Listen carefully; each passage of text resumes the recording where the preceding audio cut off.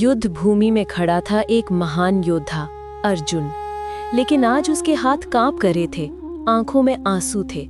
सामने खड़े थे उसके अपने ही लोग, दादा भीष्म, गुरु द्रोण, चचेरे भाई। कैसे लड़े वो उनसे। संजय ने देखा कि अर्जुन करुणा और शोक से भरा हुआ है, उसकी आंखें आंसुओं से भरी हैं। तब मधुसूदन कृष्ण ने कहा। कृष्ण ने देखा अर्जुन की ये दशा और समझ गए कि ये केवल भौतिक करुणा है, अज्ञानता का चिन्ह। हे अर्जुन, ये अशुद्धता तुम पर कैसे आई? ये उस व्यक्ति के योग्य नहीं जो जीवन के उच्च मूल्यों को जानता है। ये उच्च लोकों में नहीं बल्कि अपयश में ले जाती है। कृष्ण जानते थे कि भौतिक करुणा, विलाप और आंसू सभी वास्तविक स्वरूप की अज्ञानता के चिन्ह हैं। परम सत्य को 3 चरणों में समझा जाता है: ब्रह्म, परमात्मा और भगवान। श्रीमद् भागवतम में स्पष्ट रूप से बताया गया है कि जिसके पास सभी ऐश्वर्य, सभी शक्ति, सभी यश, सभी सौंदर्य, सभी ज्ञान और सभी वैराग्य है, वही भगवान कहलाता है। कृष्ण वही परम व्यक्तित्व हैं, जैसा कि ब्रह्म संहिता में कहा गया है। हे पृथापुत्र, कृष्ण ने दृढ़ता से कहा, इस अपमानजनक नपुंसकता के आगे मत झुको, ये तुम्हारे योग्य नहीं। हृदय की इस छोटी दुर्बलता को छोड़ो और उठो। हे शत्रु संहारक। क्षत्रिय होने के नाते अर्जुन का धर्म था युद्ध करना, अपने निर्धारित कर्तव्य का पालन करना। अर्जुन ने अपनी दुविधा व्यक्त की। हे मधु के शत्रु कृष्ण, मैं युद्ध में भीष्म और द्रोण जैसे महान आत्माओं पर कैसे बाण चला सकूंगा जो मेरी पूजा के योग्य हैं? इन महान आत्माओं की हत्या करके जीने से बेहतर है कि मैं इस संसार में भीख मांगकर जीऊं। अर्जुन पूरी तरह भ्रमित हो गया था। उसने कहा, अब मैं अपने कर्तव्य के बारे में भ्रमित हूं और दुर्बलता के कारण अपना धैर्य खो चुका हूं। इस स्थिति में मैं आपसे स्पष्ट रूप से पूछ रहा हूं कि मेरे लिए क्या श्रेष्ठ है। अब मैं आपका शिष्य हूं, आपके सामने समर्पित आत्मा हूं। कृपया मुझे उपदेश दीजिए। अर्जुन ने आगे कहा, मुझे कोई ऐसा साधन नहीं दिख रहा जो इस शोक को दूर कर सके, जो मेरी इंद्रियों को सुखा रहा है। यदि मैं पृथ्वी पर अद्वितीय राज्य जीत लूं या स्वर्ग में देवताओं जैसी प्रभुता पालूं, तब भी मैं इसे नष्ट नहीं कर पाऊंगा। ये कहकर अर्जुन ने कृष्ण से कहा, गोविंद, मैं युद्ध नहीं करूंगा, और चुप हो गया। तब कृष्ण ने दोनों सेनाओं के बीच में मुस्कुराते हुए शोकग्रस्त अर्जुन से निम्नलिखित शब्द कहे। ये मुस्कुराहट महत्वपूर्ण थी। ये दिखाती थी कि कृष्ण को अर्जुन की समस्या का समाधान पता था। भगवान ने कहा, विद्वतापूर्ण शब्द बोलते हुए तुम उसके लिए शोक कर रहे हो जो शोक के योग्य नहीं है। जो बुद्धिमान है वे न जीवित के लिए शोक करते हैं और न मृत के लिए। यहाँ कृष्ण ने अर्जुन की मूल भूल को सुधारा। वो भौतिक शरीर और आत्मा के बीच में अंतर नहीं समझ रहा था। कृष्ण ने आगे समझाया, न तो कभी ऐसा समय था जब मैं नहीं था, न तुम नहीं थे, न ये सभी राजा नहीं थे, और न ही भविष्य में हम में से कोई न होगा। यह आत्मा की शाश्वत प्रकृति का मूलभूत सिद्धांत था। जैसे शरीरधारी आत्मा इस शरीर में बचपन से जवानी से बुढ़ापे तक निरंतर गुजरती है, वैसे ही मृत्यु के समय आत्मा दूसरे शरीर में चली जाती है। आत्म साक्षात्कारी व्यक्ति इस परिवर्तन से मोहित नहीं होता। कृष्ण ने स्पष्ट किया कि आत्मा के लिए न कभी जन्म है न मृत्यु, न ही एक बार होकर वह कभी न होने वाली है। वो अजन्मा, शाश्वत, सदा विद्यमान, अमर और आदि है। शरीर के मारे जाने पर वह नहीं मारी जाती। श्वेताश्वतर उपनिषद के अनुसार आत्मा बाल के अग्रभाग के 10,000वें हिस्से के बराबर है, फिर भी वो पूरे शरीर में चेतना के रूप में व्याप्त है। भौतिक शरीर 6 प्रकार के परिवर्तनों के अधीन है: जन्म, स्थिति, वृद्धि, प्रभाव उत्पादन, क्रमशः क्षीण होना और लुप्त हो जाना। लेकिन आत्मा इन सभी परिवर्तनों से परे है। कठोपनिषद और मुंडक उपनिषद में भी आत्मा की इसी शाश्वत प्रकृति का वर्णन है। कृष्ण ने समझाया कि सुख और दुख अस्थायी हैं, ऋतुओं की तरह, जो इंद्रिय संपर्क से उत्पन्न होते हैं। इन्हें आध्यात्मिक प्रगति के लिए सहन करना चाहिए। जो व्यक्ति इन द्वंद्वों से विचलित नहीं होता वही मोक्ष के योग्य है।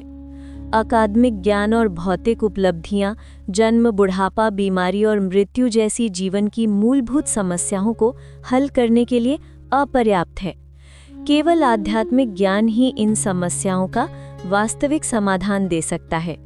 विष्णु पुराण में कहा गया है कि विष्णु और उनके धाम सभी स्वयं प्रकाशित आध्यात्मिक अस्तित्व रखते हैं।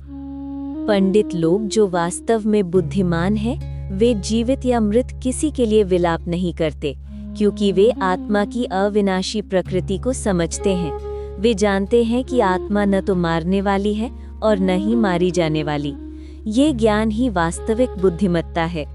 इस प्रकार कृष्ण ने अर्जुन को सिखाया कि भौतिक मोह और आसक्ति को त्याग कर अपने निर्धारित धर्म का पालन करना ही श्रेष्ठ है। आत्मा और शरीर के बीच अंतर समझना, गुरु के सामने समर्पण करना और भगवान की सर्वोच्चता को स्वीकार करना, यही मोक्ष का मार्ग है। ये गीता का दूसरा अध्याय हमें सिखाता है कि वास्तविक ज्ञान भौतिक जगत के भ्रम से मुक्ति दिलाता है और आत्मा की शाश्वत प्रकृति का बोध कराता है। युद्ध के मैदान में खड़े अर्जुन के मन में तूफान मचा था। सामने खड़े थे उनके प्रिय गुरु, चचेरे भाई और रिश्तेदार। धनुष उनके हाथ से फिसल गया था और वे कृष्ण से कह रहे थे कि वे युद्ध नहीं कर सकते। लेकिन इस क्षण में भगवान कृष्ण ने जो ज्ञान दिया वो केवल अर्जुन के लिए नहीं बल्कि पूरी मानवता के लिए एक अमूल्य खजाना बन गया। कृष्ण ने अर्जुन से पूछा, हे पार्थ, जो व्यक्ति ये जानता है कि आत्मा अविनाशी है, अजन्मा है, नित्य है और अपरिवर्तनीय है, वो किसी को कैसे मार सकता है या किसी से मरवा सकता है? ये प्रश्न केवल एक प्रश्न नहीं था बल्कि एक गहरी सच्चाई की ओर इशारा था। आत्मा का स्वरूप ऐसा है कि वो कभी मरती ही नहीं। जैसे एक व्यक्ति पुराने कपड़े उतारकर नए कपड़े पहनता है, वैसे ही आत्मा पुराने शरीर को छोड़कर नया शरीर धारण करती है। इस सत्य को समझना इतना महत्वपूर्ण क्यों है? क्योंकि हमारा सारा दुख, हमारी सारी चिंता इसी भ्रम से आती है कि हम शरीर हैं। लेकिन वास्तविकता ये है कि आत्मा को कोई हथियार काट नहीं सकता, आग जला नहीं सकती, पानी गीला नहीं कर सकता और हवा सुखा नहीं सकती। ये अटूट है, अघुलनशील है और सदा एक समान रहने वाली है। मुंडक उपनिषद और श्वेताश्वतर उपनिषद में आत्मा और परमात्मा की तुलना दो मित्र पक्षियों से की गई है जो एक ही वृक्ष पर बैठे हैं। कुछ लोग आत्मा को आश्चर्यजनक मानते हैं, कुछ इसे आश्चर्यजनक बताते हैं और कुछ इसे आश्चर्यजनक सुनते हैं। लेकिन कुछ लोग इसके बारे में सुनने के बाद भी इसे समझ नहीं पाते।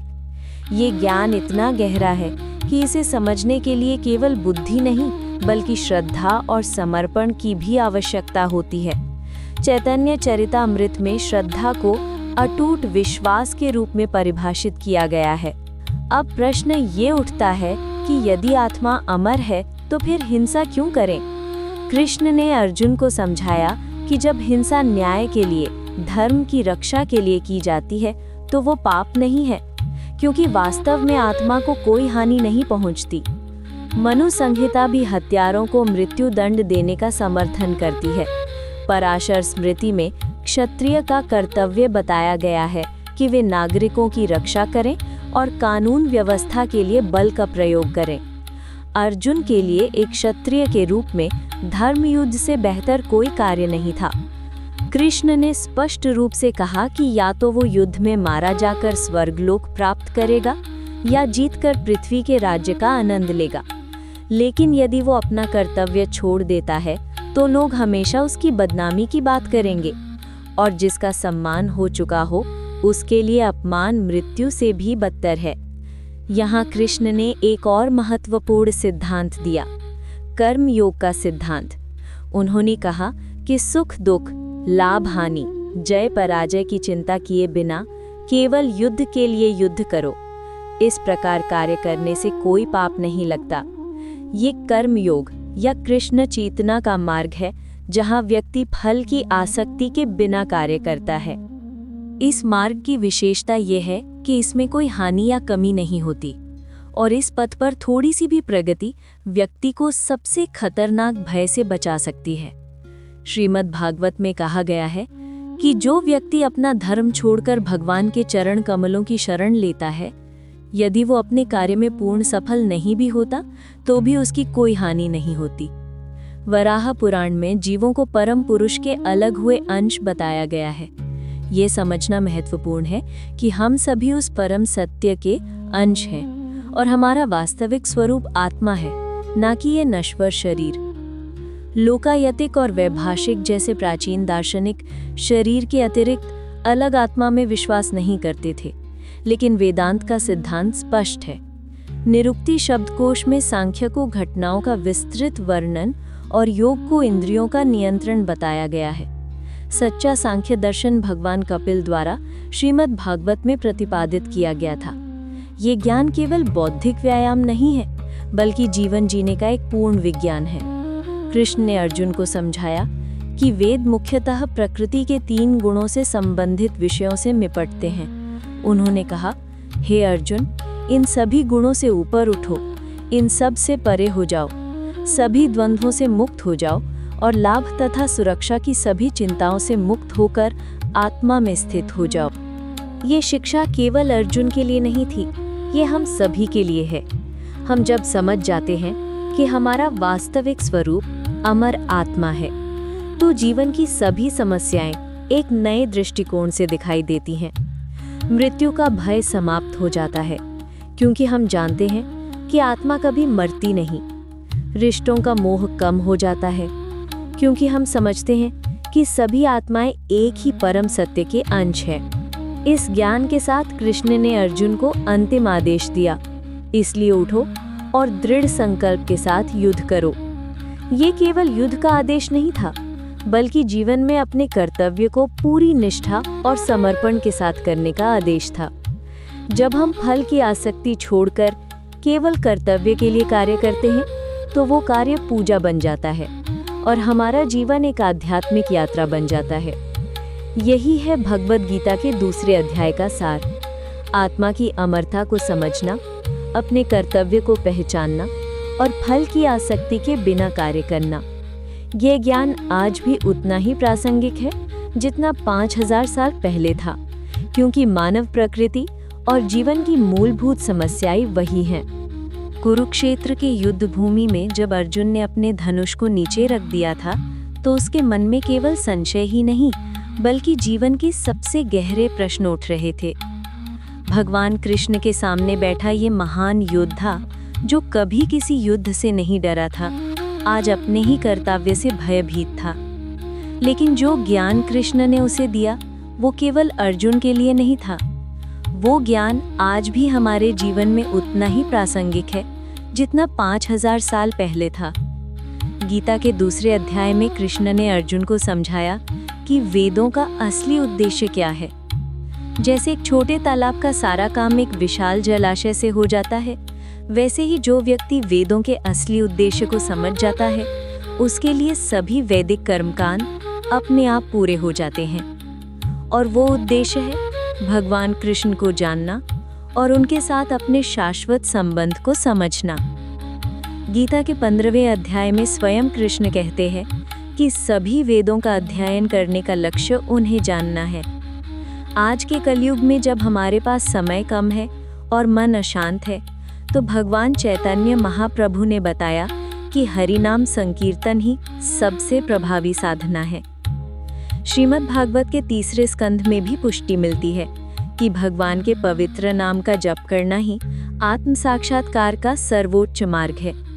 ये केवल एक धार्मिक अनुष्ठान नहीं है, बल्कि हमारी चेतना को शुद्ध करने का सबसे सरल और प्रभावी तरीका है। लेकिन कृष्ण ने अर्जुन को केवल भक्ति के बारे में नहीं बताया, उन्होंने कर्म योग का भी गहरा रहस्य समझाया। तुम्हारा अधिकार केवल कर्म पर है, फल पर नहीं। कभी भी अपने को कर्मों के फल का कारण मत समझो और ना ही कर्म न करने में आसक्त हो। ये वाक्य केवल एक उपदेश नहीं है, बल्कि जीवन जीने की एक पूरी कला है। जब हम परिणाम की चिंता छोड़कर अपना कर्तव्य करते हैं, तो हमारा मन शांत हो जाता है और हम वास्तविक योग की स्थिति में पहुंच जाते हैं। योग का मतलब केवल आसन आदि नहीं है। कृष्ण कहते हैं, हे अर्जुन, योग में स्थित होकर कर्म करो, सफलता और असफलता में समान भाव रखो। इसी समत्व को योग कहते हैं। ये समत्व कैसे आता है? जब हम अपनी चेतना को परमात्मा में केंद्रित कर देते हैं। जब हमारा मन कृष्ण में लगा रहता है तो बाहरी परिस्थितियां हमें विचलित नहीं कर सकती। भक्ति योग को कृष्ण ने बुद्धि योग भी कहा है, क्योंकि ये सबसे बुद्धिमानी का काम है।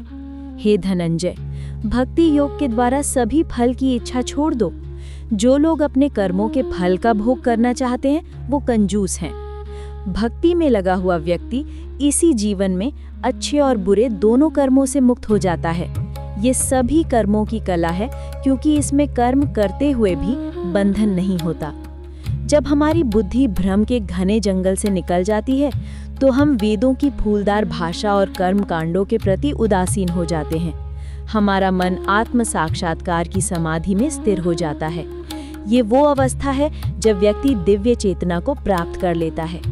लेकिन ये इतना आसान नहीं है, क्योंकि हमारी इंद्रियां बहुत शक्तिशाली और उग्र हैं। कृष्ण चेतावनी देते हैं कि हे अर्जुन, इंद्रियां इतनी प्रबल और उग्र हैं कि विवेकशील व्यक्ति के मन को भी बलपूर्वक खींच ले जाती हैं, भले ही वो उन्हें वश में करने का प्रयास कर रहा हो। यहाँ कृष्ण ने मानव मनोविज्ञान की एक गहरी सच्चाई बताई है। केवल इच्छा शक्ति से इंद्रियों को काबू में नहीं किया जा सकता। इसके लिए चेतना को कृष्ण में केंद्रित करना जरूरी है। फिर कृष्ण ने बताया कि कैसे विषयों का चिंतन करने से एक श्रृंखला शुरू होती है। पहले आसक्ति होती है, फिर काम, फिर क्रोध, फिर मोह, फिर स्मृति भ्रम, फिर बुद्धिनाश और अंत में व्यक्ति फिर से भौतिक संसार के कुएं में गिर जाता है। ये एक वैज्ञानिक विश्लेषण है कि कैसे हमारा पतन होता है, लेकिन इसका समाधान भी है। स्थितप्रज्ञ व्यक्ति की विशेषताएं बताते हुए कृष्ण कहते हैं कि जो व्यक्ति सभी प्रकार की इंद्रिय इच्छाओं को त्याग देता है, जो इच्छाओं से मुक्त होकर जीता है, जिसमें ममता नहीं है और अहंकार नहीं है, वही वास्तविक शांति को प्राप्त करता है। ये व्यक्ति तीनों प्रकार के दुखों में भी विचलित नहीं होता, सुख में हर्षित नहीं होता और आसक्ति, भय तथा क्रोध से मुक्त रहता है। श्रीमद् भागवत में राजा अम्बरीश का उदाहरण मिलता है, जिन्होंने भक्ति के द्वारा अपनी सभी इंद्रियों को वश में कर लिया था। उन्होंने अपना मन कृष्ण में, वाणी कृष्ण के गुणों में, हाथ भगवान की सेवा में और पैर तीर्थ यात्रा में लगाया था। ये व्यावहारिक भक्ति का उदाहरण है। गीता के 5वें अध्याय में कृष्ण स्पष्ट करते हैं कि शांति तब मिलती है जब हम समझ जाते हैं कि वे सभी यज्ञों के भोक्ता हैं, सभी लोकों के स्वामी हैं और सभी जीवों के सुहृद हैं। ये समझ आने पर व्यक्ति ब्रह्मी स्थिति को प्राप्त कर लेता है। ब्रह्मी स्थिति का मतलब है कृष्ण चेतना में स्थित होना। ये वो अवस्था है जहाँ व्यक्ति भौतिक बंधन से मुक्त हो जाता है। मृत्यु के समय भी यदि व्यक्ति इस चेतना में स्थित है तो वो आध्यात्मिक जगत में प्रवेश कर जाता है। ये केवल मृत्यु के बाद की बात नहीं है, बल्कि इसी जीवन में प्राप्त होने वाली अवस्था है। विष्णु पुराण में कहा गया है कि वर्णाश्रम धर्म का उद्देश्य भगवान विष्णु को प्रसन्न करना है। ये दिखाता है कि सभी सामाजिक और आध्यात्मिक व्यवस्थाओं का अंतिम लक्ष्य भगवान की सेवा है। जब हम इस सत्य को समझ जाते हैं तो हमारा पूरा जीवन एक आध्यात्मिक यात्रा बन जाता है। आज के समय में जब हम तनाव, चिंता और अशांति से घिरे रहते हैं तो गीता का ये ज्ञान हमारे लिए अमृत के समान है। ये हमें सिखाता है कि कैसे कर्म करते हुए भी मुक्त रहा जा सकता है, कैसे इंद्रियों को वश में किया जा सकता है और कैसे वास्तविक शांति प्राप्त की जा सकती है। ये केवल एक दर्शन नहीं है, बल्कि जीवन जीने की एक पूरी कला है, जो हमें भौतिक संसार में रहते हुए भी आध्यात्मिक उन्नति की ओर ले जाती है।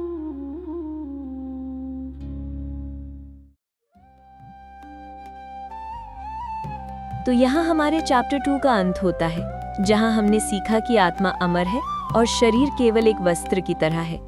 कृष्ण ने अर्जुन को समझाया कि सच्ची शांति तब मिलती है जब हम फल की इच्छा छोड़कर अपना कर्म करते हैं। आज के 21st सेंचुरी में भी यही बात रेलेवेंट है। जब हम ऑफिस में प्रोजेक्ट करते हैं या एग्जाम देते हैं तो रिजल्ट के बारे में स्ट्रेस करने के बजाय अपना बेस्ट एफर्ट देना चाहिए। यही तो बुद्धि योग है। चैप्टर 3 में हम सीखेंगे कर्मयोग यानी एक्शन का साइंस। कृष्ण बताएंगे कि कोई भी इंसान बिना एक्शन के नहीं रह सकता। हमारी नेचर हमें हमेशा कुछ ना कुछ करने पर मजबूर करती है। आगे हम जानेंगे कि कैसे अपने डेली वर्क को स्पिरिचुअल प्रैक्टिस बनाया जा सकता है, कैसे ऑफिस का काम भी यज्ञ बन सकता है अगर हम इसे भगवान को समर्पित करके करें। ये चैप्टर हमें मॉडर्न लाइफ में बैलेंस बनाना सिखाएगा। तो तैयार रहिए नेक्स्ट चैप्टर के लिए, जहां एक्शन और स्पिरिचुअलिटी का परफेक्ट कॉम्बिनेशन मिलेगा।